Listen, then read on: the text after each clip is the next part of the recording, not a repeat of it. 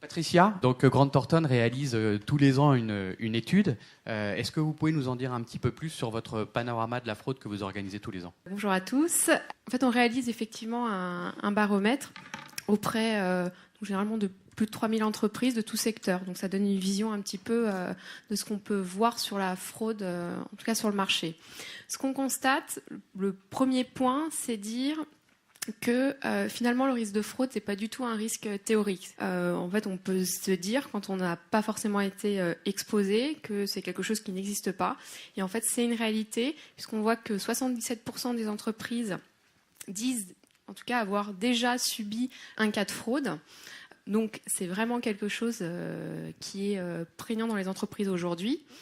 Ce qu'on voit aussi, et là où il faut être attentif, c'est que ce cas de fraude porte aussi bien sur de la fraude interne que de la fraude externe. C'est-à-dire que les entreprises sont souvent très sensibles à la problématique fraude externe, mais très peu sur la fraude interne, parce que en disant ça n'arrivera pas, c'est pas possible. Or, on voit que presque dans 60% des cas, on a un collaborateur, que ce soit fraude interne ou collusion.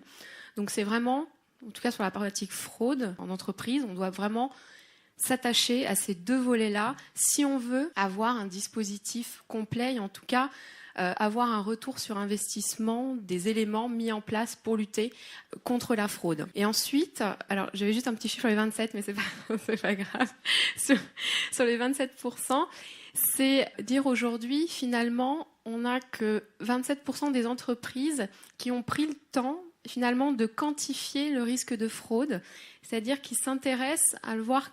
Qu'est-ce que ça représente pour mesurer le retour d'investissement du dispositif qu'ils vont mettre en place, pour savoir vraiment qu'est-ce que ça va m'apporter de mettre en place un dispositif. Et donc ça, c'est aussi un point important, parce que c'est ce qui permet aussi à l'entreprise d'aller challenger des dispositifs. Alors je pense notamment à l'assurance, parce qu'aujourd'hui vous avez des assurances sur la fraude. Et cette quantification permet notamment d'aller challenger ces points, en tout cas ces mesures. Donc sur ce point de départ, c'est dire en tout cas, si l'entreprise veut tirer des bénéfices ou des effets positifs de la lutte contre la fraude, il faut se dire c'est pas un sujet tabou, ça existe, c'est pas un risque théorique et il est bien présent aujourd'hui dans l'entreprise, que ce soit en fraude interne ou en fraude externe. Ensuite, si on regarde un petit peu le panorama des typologies de fraude, c'est-à-dire qu'est-ce qui inquiète aujourd'hui les entreprises. Alors classiquement, la cybercriminalité qui ressort. Donc ça, effectivement, avec l'actualité, avec les exigences réglementaires, voilà, ça pousse à la cybercriminalité. En tout cas, dans l'intérêt que les entreprises peuvent porter sur ce sujet-là. Mais derrière, on retrouve bien tous les sujets autour de tout ce qui est falsification comptable, financier, détournement d'actifs. Donc ça reste des sujets cœur que les entreprises souhaitent traiter, avec un peu de recul sur la corruption.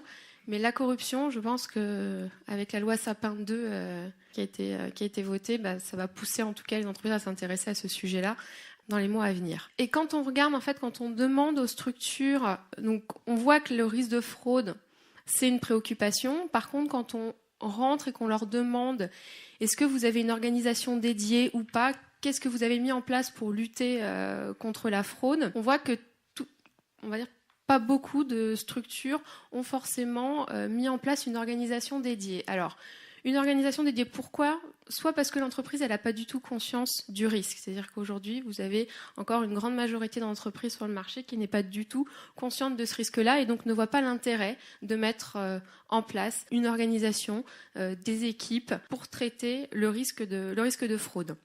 Ou ensuite, les entreprises vont dire j'ai pas d'équipe dédiée, par contre c'est pris en compte déjà par mes équipes de contrôle interne ou de gestion des risques ou d'audit interne que j'ai chez moi et qui gèrent déjà ces sujets-là.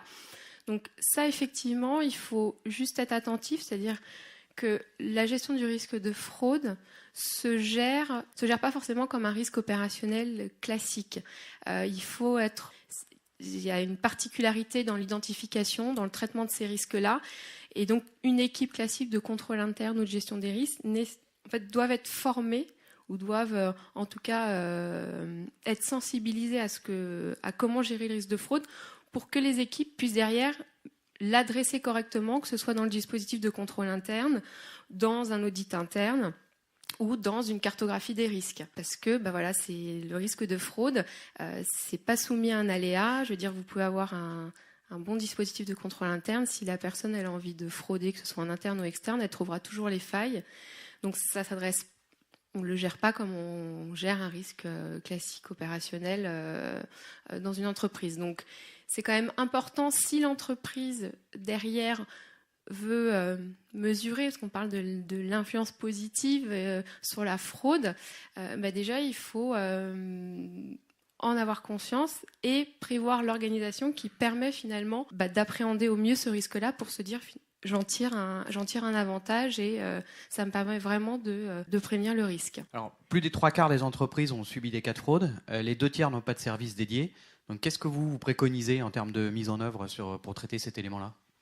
Alors, ce qu'on voit, c'est que classiquement, en tout cas pour avoir un dispositif complet, on parle toujours de 3 volets. C'est-à-dire qu'on a le volet prévention, qui est le volet, on va dire, clé et essentiel dans l'entreprise pour prévenir ce risque-là. La partie détection, qui est aussi clé et qui va découler de la prévention.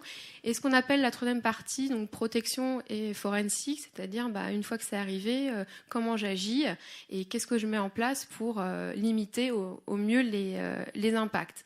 Donc comme on est sur la partie influence positive, je vais juste faire un zoom sur la partie prévention parce que c'est, on va dire, c'est un des éléments clés aujourd'hui pour une entreprise pour bien gérer le risque de fraude.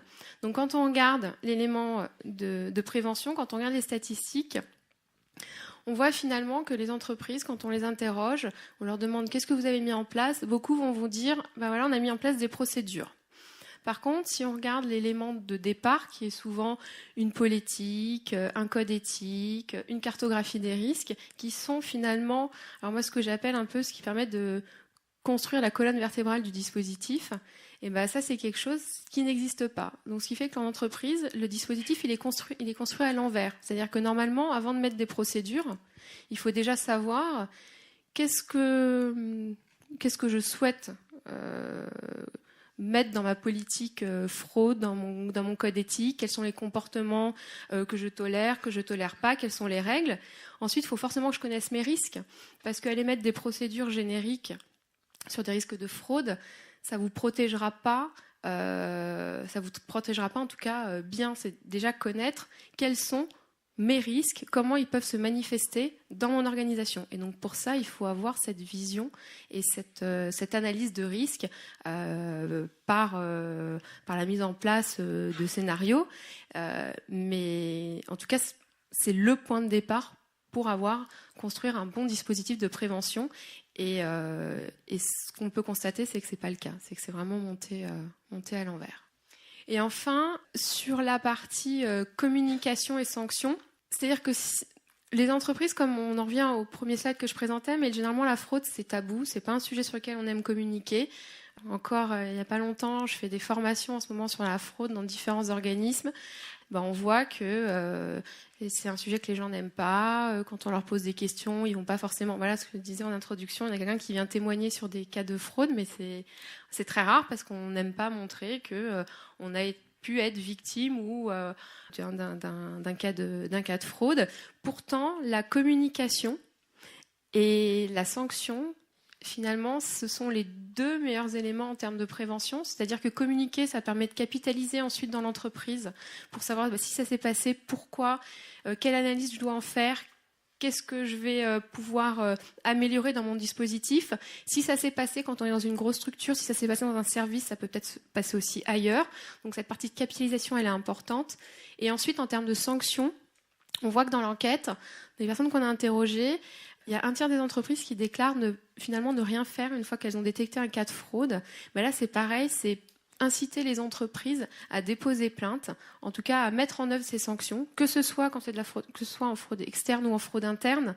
Mais c'est-à-dire, c'est aller au bout pour aussi avoir un effet dissuasif vis-à-vis de la fraude externe, mais aussi de la fraude interne, parce que ça, ce sont des éléments et ça fait partie, en tout cas. Pour moi, je pense, des éléments clés en termes de dispositifs et de prévention de lutte contre la fraude.